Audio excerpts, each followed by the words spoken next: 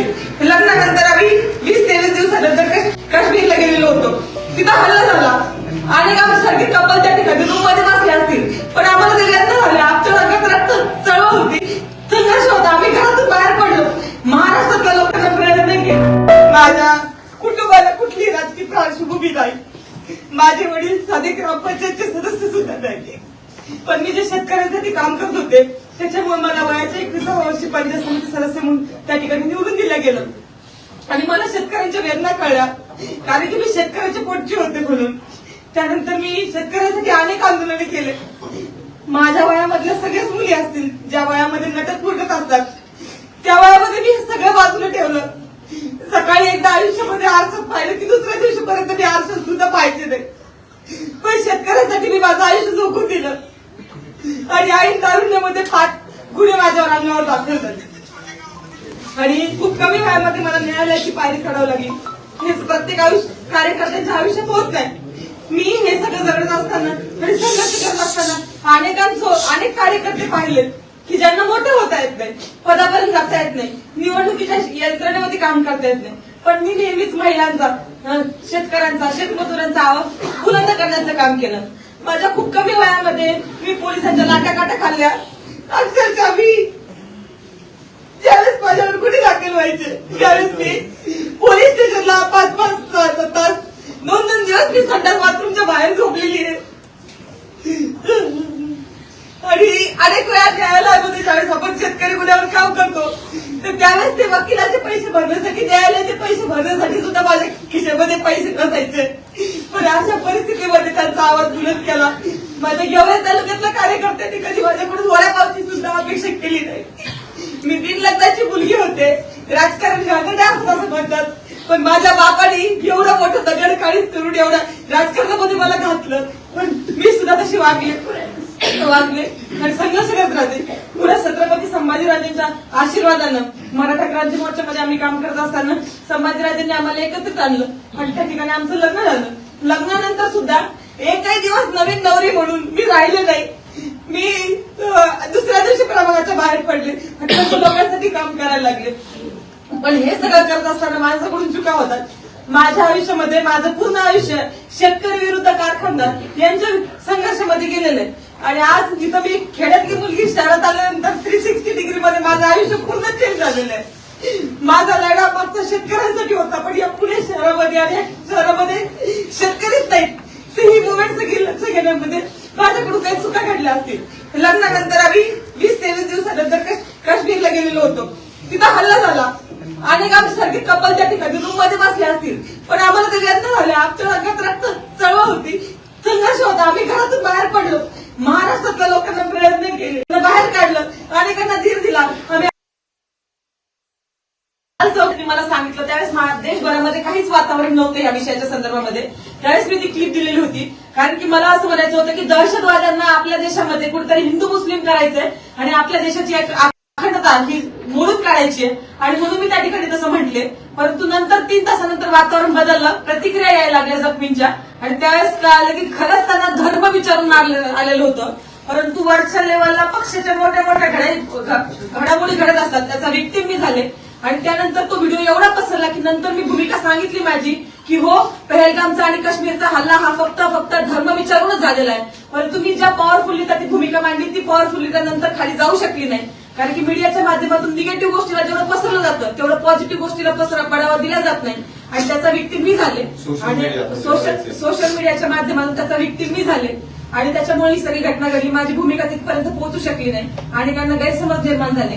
आज पुन्हा मी प्रभाग क्रमांक 1 आणि 2 ची तयारी करत असताना सहन होत नाही की सामान्य घरचे मुलं की हे इथपर्यंत जातात, लढतायत, उमेदवारी आणतात, हे अनेकांना सहन होत नाही. आणि त्याच्यामुळे प्रभाग क्रमांक 2 मधले जे काही पूर्वीचे उमेदवार असतील, आमचे विरोधक असतील, ज्यांना पिढ्यानं पिढ्या राजकारण करायचंय, त्यांना हे सहन होत नाही की 8 महिन्यामधून आलेली मुलगी या 8 महिन्यामध्ये एखादी मुलगी येते. भारतीय जनता पार्टीची उमेदवारी मी होते. त्यांनी पूर्ण प्रकारे प्रभाग क्रमांक 2 मधून निगेटिव्ह व्हिडिओ बनवले. त्याचबरोबर मी मराठा आरक्षण चळवळीमध्ये काम करत असताना त्यावेळेस आम्हाला राज्याचे मुख्यमंत्री आदरणीय देवेंद्र फडणवीस यांना मराठा समाजाच्या भावना व्यक्त करण्याची संधी भेटत होती. मुंबईमध्ये पहिल्यांदा मराठा क्रांती मोर्चा झाला, त्यावेळेस मी वयाचे 20व्या वर्षी असेल. त्या समाजाच्या भावना मी मुंबईच्या त्या स्टेजवर मांडल्या त्यावेळेस माझ्याकडून समाजाच्या भावनेच्या व्यतिरिक्त आदरणीय देवेंद्रजी फडणवीस यांच्याबद्दल खालच्या भाषेमध्ये एकही शब्द बोलला गेला नव्हता. पण कुणीतरी एक मुलगी होती क्रांती मोर्चातली, तिच्या तोंडातून असं वाक्य गेलेलं आहे की देवेंद्र फडणवीस साहेब, मी मराठा आरक्षण मागते, तुमची बायको मागत नाही. तर हे वाक्य माझ्या तोंडातील नाही, हे वाक्य कोणतरी इतर मुलीने बोललेलं आहे, परंतु आज ते माझ्या तोंड घशी पाडलेलं आहे आणि हे मीच बोलला सांगते. मी वारंवार सांगते की हे वाक्य माझं नाही, मी व्हिडिओ रिलीज करते. परंतु ही जी प्रभागातली टीम आहे विरोधकांची ट्रोलर्स करणारी, ही मोठ्या प्रमाणामध्ये फैलावत चाललेली, याचा विक्टीम, याचा बळी मी आज ठरलेले आहे. मला सगळ्यांना एकच विनंती करायची की सामान्य कुटुंबातून येऊन हे करणं.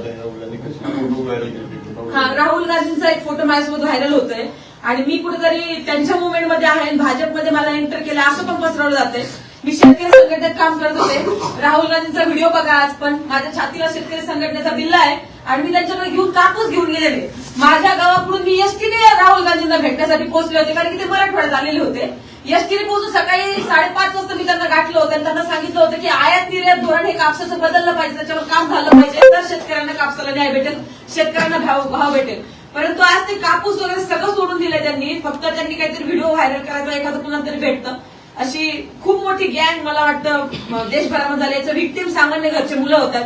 एक तर कार्यकर्ता कुणी आपल्या सामान्य घरात लढणार तिथपर्यंत पोहोचत नाही, तिथपर्यंत पोहोचून धनाभाऊंचं लग्न झालं आणि त्याच्यानंतर मी तिथपर्यंत पोहोचू शकले. त्यांच्या आशीर्वादानं आणि त्यांच्या सगळ्या आजपर्यंतच्या केलेल्या कामामुळे मी तिथपर्यंत पोहोचू शकले. परंतु आणि सगळ्या सहकार्यांमुळे धनाभाऊंना ज्यांनी आजपर्यंत सहकार्य केलं त्यांच्यापर्यंत मी आज पोहोचू शकले. परंतु हे सगळं मोडीत काढण्यासाठी त्यांनी हे षडयंत्र केलेलं आहे. मला माहिती आहे की भारतीय जनता पार्टीने मोठ्या मनाने मला या प्रक्रियेमध्ये स्वीकारलं होतं आणि ज्यावेळेस आपलं लग्न होतं त्यावेळेस हिंदू धर्म संस्कृतीमध्ये आपण पतीला देव मानतो, त्या ठिकाणी मी माझं त्यांना देव मानून त्यांनी घेतलेला निर्णय त्याच्या दोघांनी एकत्रितपणे विचार करून आम्ही भारतीय जनता पार्टीची पूर्ण आचारसंहिता असेल, त्यांचे नियम कानून असतील किंवा त्यांची एक ठेवण असेल, ती सगळी समजून घेऊनच मी भारतीय जनता पार्टीमध्ये प्रवेश केला होता. नेत्यांनी सुद्धा माझ्यावर विश्वास ठेवला आणि त्यांनी अनेक पक्ष देत नसतील उमेदवाऱ्या, परंतु भारतीय जनता पार्टीने ठिकाणी उमेदवारी दिली होती, असं इतर पक्षामध्ये होताना दिसत नाही. मी त्यांचे खूप खूप आभार मानते. परंतु कुठल्याही सामान्य कार्यकर्त्याचा जो 8x10च्या खोलीमधून येतो, धनाभाऊंचा 2017च्या पूर्वीचं आयुष्य बघा तुम्ही, 8x10च्या खोलीमध्ये धनाभाऊ मोठे झालेले आहेत. अक्षरशः त्या रूमला संडास बाथरूम सुद्धा नव्हतं, अशा परिस्थितीमध्ये धनाभाऊ मोठे झालेले. तिथंच बेडरूम, तिथंच किचन, वरती त्यावर पडू नये म्हणून त्याला मध्येच खांब लावलेला, अशा परिस्थितीमध्ये हा कार्यकर्ता मोठा झालेला आहे. मग ह्या ट्रोलर्सला सगळ्यांना तुम्ही सहन करतात. मोठे मोठे लोक चुकतात, मी म्हणत नाही की मी चुकले नाही. पहलगामच्या प्रकरणामध्ये मी चुकले असेल, माफी पण मागितली, मी दिलगिरी व्यक्त केलेली आहे. अनेक मोठे मोठे लोक चुकतात पण त्यांना तुम्ही ट्रोल करत नाही, तुमची शिक्ती तिथपर्यंत. सामान्य माणसाचा बळी घेताना तुम्हाला एक पोस्ट टाकणं, संघर्ष करणं, गुन्हे दाखल करून घेणं याच्यापेक्षा खूप पलीकडचं असतं हे. सहज जस्ट मोबाईल हातामध्ये घेऊन पोस्ट टाकणं की व्हायरल करणं एवढं सोपं हे आयुष्य नसतं, मुलीचं तरी काय नसतं. आणि मला असं वाटतं की ते तुम्ही सगळं केलं तर तुम्ही यशस्वी झाला, माझ्याशिवाय दुसऱ्या कार्यकर्त्याचा तुम्ही बळी घेऊ नये. पण जसा माझा बळी गेलाय, मला जाणीव आहे की प्रभाग क्रमांक 1 मध्ये मी तयारी करत होते, पण प्रभाग क्रमांक 2 मध्ये ज्यावेळेस मला उमेदवारी भेटली त्यावेळेस सुभाष भाऊ चव्हाण असतील, माझी छोटी बहीण म्हणेल मी तिला, ती पण मी जशी बिना लग्नाची असताना राजकारण करत होते, बिना लग्नाची बापाच्या आधाराने राजकारण करणारी आदिती बाबर, तिला ही उमेदवारी भेटणार होती पण ती मला भेटली. ती माझी बहिणीसारखी आहे, मी तिच्या वेदना कळू शकते. ती सुद्धा एका लढणाऱ्या बापाची मुलगी आहे, तिच्यावर माझ्या पुन्हा अन्याय झाला, तिचे मी खूप खूप मागे वाढते. पण भविष्य काळामध्ये जिथं कुठं मला यांना संधी देण्याचा प्रयत्न होईल त्यावेळेस मी सक्षमपणे माझा सगळा त्याग करून त्यांच्या पाठीशी उभा राहील.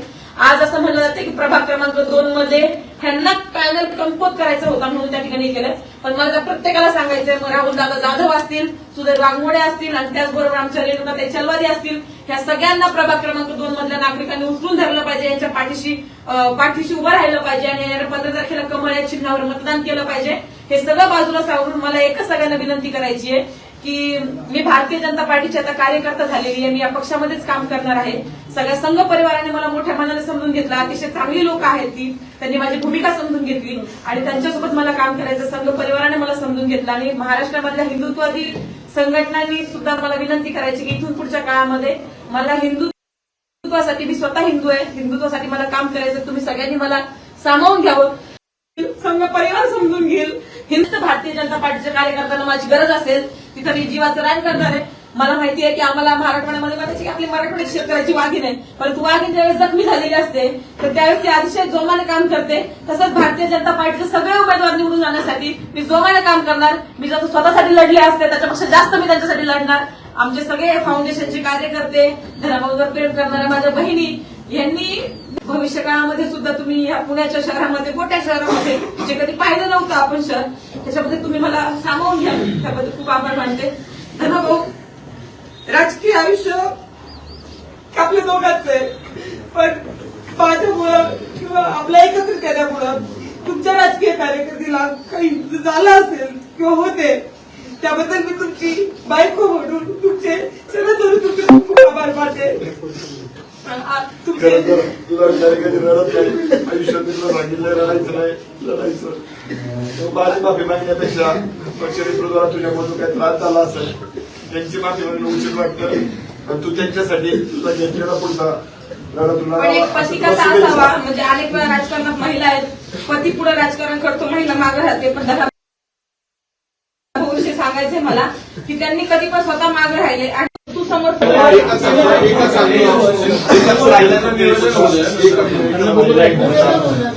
महाराष्ट्रभरातनं आमच्या प्रगतीवरती, आमच्या सामाजिक कामावरती अनेकांनी वेगळ्या प्रतिक्रिया गेले 6 महिने माझ्या प्रभाग क्रमांक 1 मधल्या राजकीय विरोधकांना या पत्रकार संघाच्या प्रेमायसेस मध्ये कुरघोडी केली.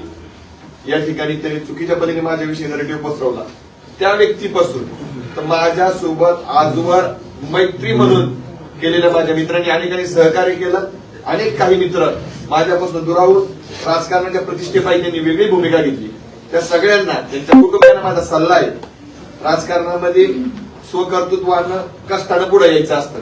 कोणाला तरी मिळालेलं हिरावून घेण्यासाठी, कोणाला तरी मिळतंय म्हणून त्यांना बदनाम करण्यासाठी, कोणाची सुपारी घेऊन किंवा गट्स नसताना राजकारणामध्ये पुढे येऊन कोणाला संपवण्याचा प्रयत्न करू नका. थोड्या वेळासाठी आज झोपताना तुम्ही आनंदी झोपाल, परंतु ईश्वर नियतीचा असत तुम्हाला माफ करणार नाही. प्रभाग क्रमांक 1 असो, प्रभाग क्रमांक 2 असो, माझ्यासोबत राहिलेले सगळ्यांचे आभार. ज्यांनी ज्यांनी आज पहिल्यामध्ये काय माझे गेले त्या पत्रकार संघातल्या सगळ्या लोकांना माहिती आहे. तुमच्यामध्ये माझ्या दोष निर्माण झाला असेल, तुमची परत माफी मागतो. माझ्या बाबतीत जे घडलं ते कोणाच्या बाबतीत घडवण्यामध्ये समर्थन देऊ नका. ज्या 1 मधल्या व्यक्तीनं हे केलं त्याला 1 मधल्या लोकांनी पाडावं आणि 2 मधल्या लोकांनी पण केलं त्यांनाही पाडावं आणि अटीच्या अटी कबळ त्या 2 प्रभागांमध्ये उमलावेत. यापेक्षा व्यक्त होतं हे चुकले एका 2 महिन्यात. त्या मित्रांना देखील सल्ला आहे, त्यांनी मदत केली त्यांनाही सल्ला आहे, मी तुमचाच आहे, मी तुम्हाला काही तुझ्या वॉच मागणं करणार नाही, पण परत काम करा आणि संधी मागा. माझ्या पाठी संधी घुसू नका. आता तुम्ही लढणार आहात की नाही? आम्ही लढणार नाही आहोत. आता पूर्णपणे मी प्रभाग क्रमांक 1 मध्ये 4 उमेदवारी अर्ज दाखल केले होते. त्याच्यामध्ये 1 अर्ज धनाभाईंचा होता, 3 माझे होते. आम्ही प्रयत्न करत होतो, परंतु नंतर शेवटच्या टप्प्यामध्ये आम्ही प्रभाग क्रमांक 2 साठी अर्ज भरला. ते सगळे अर्ज आम्ही आता मागे घेतलेले आहेत. पुणे महानगरपालिकेच्या निवडणुकीमध्ये आम्ही कुठेही उमेदवार नसणार आहोत आणि त्यामुळे आम्ही भारतीय जनता पार्टीचे जे उमेदवार पक्षाची जबाबदारी निवडून आणण्यासाठी प्रयत्न करणार आहोत. विशेष जबाबदारी प्रभाग क्रमांक 1 आणि 2 ची आमच्यावर असणार आहे. ह्या देशातलं हिंदुत्व टिकवण्यासाठी नरेंद्रजी मोदींनी जे प्रयत्न केलेले आहेत आणि मराठा आरक्षणासाठी देवेंद्र फडणवीसांनी जे प्रयत्न केलेले आहेत त्या साहेबांचे आदेश मानून मी भविष्य काळामध्ये हिंदुत्वासाठी काम करणार आहे आणि भारतीय जनता पार्टीच्या टीममध्ये येऊन काम करणार आहे. माझ्या मागच्या आयुष्याची जबाबदारी स्वतःने स्वीकारली आहे आणि मी त्याग करण्याचं ठरवलेलं आहे आणि मी त्याग करेन. मी तरुण आहे आणि याच्यामध्ये काही दिवस काळ जातील, पण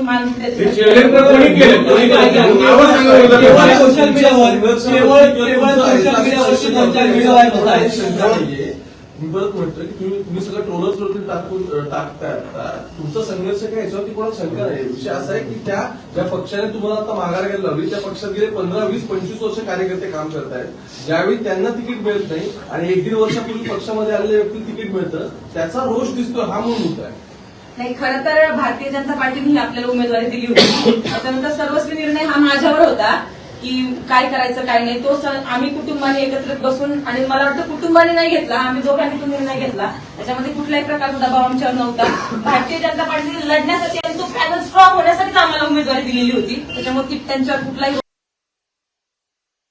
रोष नाही, दबाव नाही. परंतु मी त्यांचे खूप आभार मानते की 41 जणांची तिकीट चांगल्या चांगल्या लोकांचे त्या ठिकाणी कापले गेलेले आहेत. तरी पण भारतीय जनता पार्टीने आमच्या कामावर विश्वास ठेवला, आमच्या दोघांवर विश्वास ठेवला. त्यांचे आभार आहेत आणि ते आभार मी आयुष्यभर विसरू शकत नाही. त्यांचे खूप माझा प्रवेश कुठलाही प्रकार झालेला नव्हता. माझ्या त्या दिवशी उमेदवारी अर्ज मला भेटला, त्यानंतर माझा भाजपमध्ये प्रवेश झालेला आहे. त्याच्यानंतर या घटना घडलेल्या आहेत सगळ्या. मी भाजप पक्षाकडून पूर्वी इच्छुक होते, पण भाजपने मला स्वीकारलेलं नव्हतं. ते 2 दिवसापूर्वी स्वीकारलं गेलं, ज्यावेळेस मला उमेदवारी अर्ज भेटला आणि त्याच्यानंतर या सगळ्या घटना घडल्या. नाही पण ताई, एवढा मोठा पक्ष, एवढा मोठे सर्वे करणारा पक्ष, त्यांना माहित असेल ना का तुमच्या बाबतीत अशा पद्धतीचा ट्रोल होऊ शकतो. त्या गोष्टी त्याची कल्पना तुम्हाला दिली गेली नाही का? नाही, आता फक्त तुम्ही म्हणताय का आमच्यामुळे काही लोकांचं बळी जाऊ शकतो म्हणून आम्ही माघारी मी सांगू शकतो. तर मी तेच उत्तर देतो. एवढं सांगून पण आता सुद्धा पिक्चर क्लिअर होत नाहीये, आता सुद्धा क्लिअर होत नाहीये की महिला ही नाहीच आहे हे आम्ही सांगतोय. पहलगामच्या प्रक्रियेमध्ये तिथली झालेल्या प्रतिक्रियेनंतर आमची दुसऱ्या झालेली प्रतिक्रिया आणि 14 झालेली प्रतिक्रिया हे पहा. म्हणजे लोकांना होतंय काय, खोटं फाट पसरतंय आणि खरं लोक स्वीकारायला तयार नाहीये. आता तुम्ही देखील आमच्या प्रतिक्रिया 5 मिनिटांनी तुमच्याकडे देतो. पहलगाम अटॅक नंतर जो हल्ला झालेला आहे तो हिंदू धर्म विचारूनच मारलेला आहे आणि ज्यांनी मारलं त्या पाकिस्तानच्या मारणाऱ्यांचा निषेध करते. ही भूमिका व्यक्तिगत यांनी मांडली आणि संघ म्हणून शेजारून पूजाताईंविषयी निगेटिव्ह भूमिका या तुषारदादांनी मांडली. पण तुषारदांची भूमिका बरोबर होती आणि पूजाताईंनी त्यावेळेस भूमिका घेतल्यानंतर त्यांनी देखील मान्य केलं की पूजाताईंनी मांडलेली भूमिका त्यावेळेची योग्य होती, नंतरची. बरोबर आहे का तुषारदादा? सोशल मीडियावर तुम्हाला आज ट्रोलिंग झालेलं आहे, यापूर्वी झालेलं आहे. त्यापूर्वी तुम्ही समोर येऊन सगळे खुलासे केले. मग आत्ताच असं काय भाऊ केला गेला? कोण करते सगळं झालं असं सिद्ध होते का? मी तेच सांगतो. माझं अनेक मोठ्या सोशल मीडिया किंवा ठिकाणामध्ये काम करणाऱ्या लोकांसोबत बोलणं झालं. ते म्हणले की तुमची ज्यावेळेस पहिली प्रतिक्रिया आली ते पाहून आम्हाला संताप वाटला, आम्ही व्यक्त झालो. मग त्याच्या ज्यावेळेस आमची दुसरी प्रतिक्रिया गेली कमेंटमध्ये, त्यावेळेस ते म्हणले आम्ही चिंतन केलं, हे चुकीचं वाटलं म्हणून आमची भूमिका बदलतो. पण त्या कालावधीमध्ये एवढा वेळ गेला होता, नॅशनल लेव्हलला ट्विटरवर चालू झालं होतं. काँग्रेस हे सगळे याच्यामध्ये इन्व्हॉल्व्ह झाले, बाकीचे लोक झाले. सुरुवात प्रभाग 2 मधनं झाली, पण ते हिंदी मीडिया असू द्या, हिंदी प्लॅटफॉर्म ट्विटर असू द्यात, त्यामध्ये ट्रेंडिंगला चाललं आणि ते थांबवणं इतक्या सोपं नाहीये म्हणून आम्हाला थांबावं लागेल. तुम्ही ज्या राष्ट्रवादीवर आरोप करताय, तुम्ही अजित पवारांनाही भेटले, तिकीट भेटत नव्हतं तेव्हा. तुम्ही आता म्हणता हिंदुत्वाची भूमिका घेतली, आम्ही सोबत राहणार. जर तुम्हाला भेटलं नसतं तर तुम्ही नेमकं विचाराची काय? माझ्यासोबत त्यावेळेस एक व्यक्ती होते. आम्हाला जर उमेदवारी मिळत नाहीये तर त्या व्यक्तीला उमेदवारी मिळावी अशा प्रक्रियेत त्या ठिकाणावरती आम्ही गेलो होतो. त्या व्यक्तीला मी तुम्हाला भेटून देईल. ते व्यक्ती सतीश मस्के. तुम्ही दोघं म्हणताय विचाराची लढाई वेगवेगळी आहे.